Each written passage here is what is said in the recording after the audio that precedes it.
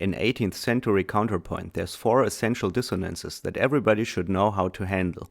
The 2nd, the 4th, the 7th, and the 9th. George Frideric composed some of his Partimenti obviously as designated exercises on each of these individual dissonances. I selected those to present them as ideal examples of fundamental counterpoint lessons by showing you a few commented sample realizations. All these will be in trio style to unfold the maximum of the implied contrapuntal potential, and for that purpose I'm using an instrument that allows a sustained tone, so you will hear all the dissonances properly.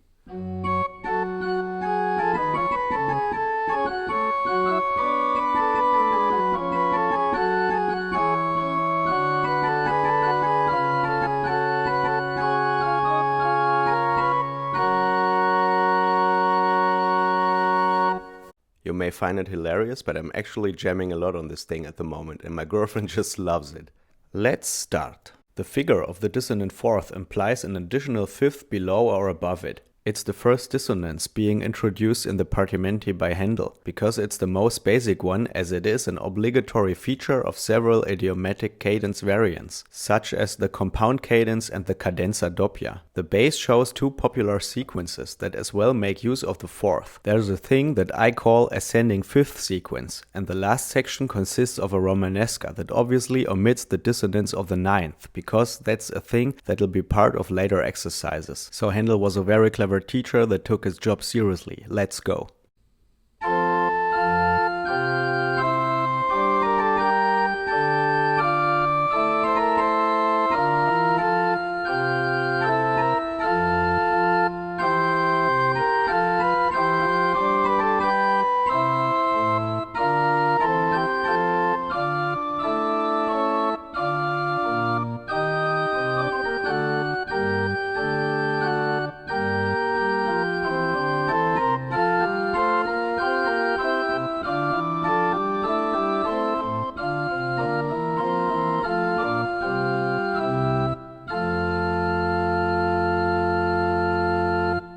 These exercises may not be the greatest music in the world, but they are designed in a way that the mechanical succession of preparing and resolving the dissonances guides a compulsive path through the piece that leaves very limited space for realization variants, and that's why I find those so methodically excellent.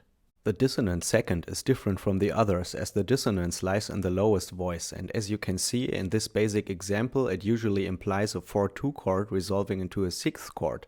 In an unfigured partimento, you can always recognize it by a tie, and you can apply a 4-2 chord on any of these situations. In his Partimento, Händel implicitly tries to convey the most common situations of the dissonance and its chords. These can be named as the weak compound cadence above a suspended leading tone that's been popularized by Dr. John Mortensen as the page 1. Then there's a very common cadenza doppia variant, and of course the sequence of the tight bass. You can as well see that one's able to put a little piece together more or less just by using these building blocks.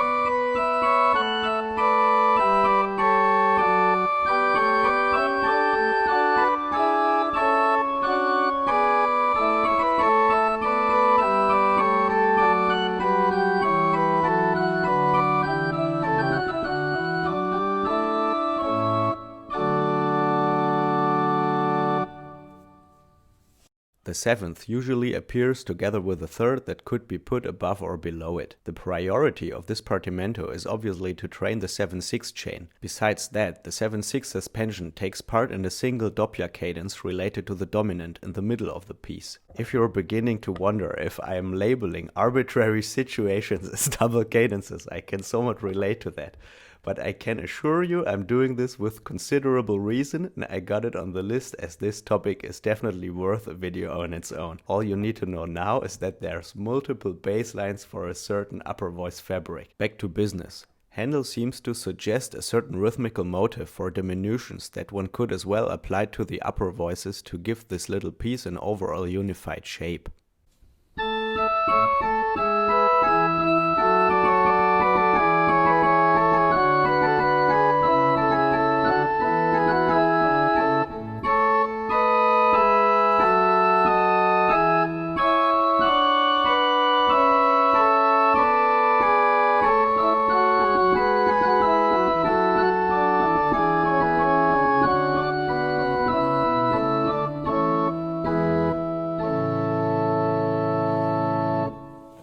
As I told you, it's a most healthy strategy to flip the upper voices when practicing trio styles. I recorded a second version for this one.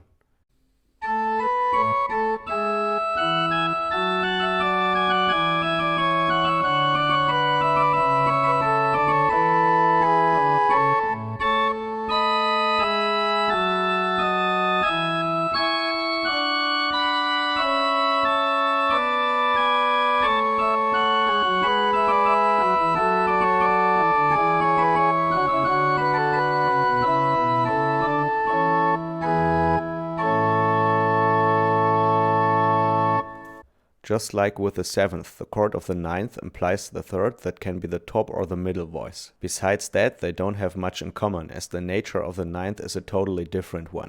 Händel composed 3 little partimenti that concern the simple 9th, and I'm gonna show you 2 of them. The first one shows the probably most prominent standard situation of the 9th, which is the Romanesca, and Händel seems to see it that way as well. Besides that, the 9th can occur on all kinds of situations, but especially on the local tonic in the course of all kinds of cadences. No matter what situation, the 9th always makes a lush sound. Let's listen.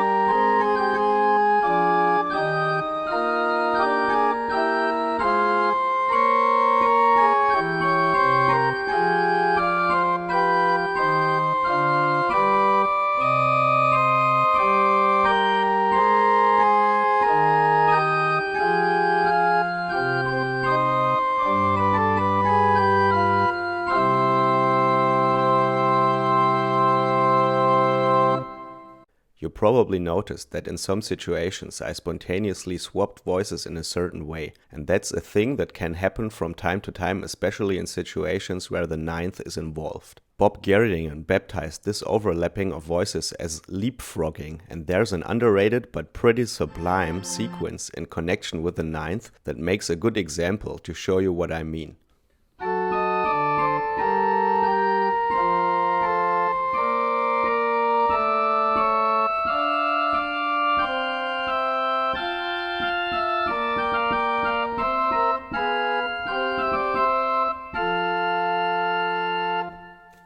The other Partimento I want to show you is obviously up to demonstrate a certain resolution of the 9th, which I'd call the 9th resolving into a 3rd, and you can see that there is always a characteristic bass motion involved. In the last section of the piece, Händel draws a sequence from this particular bass motion, which is a certain Romanesca diminution, which makes a more dissonant variant that in Germany is known as Karussell, which means merry-go-round.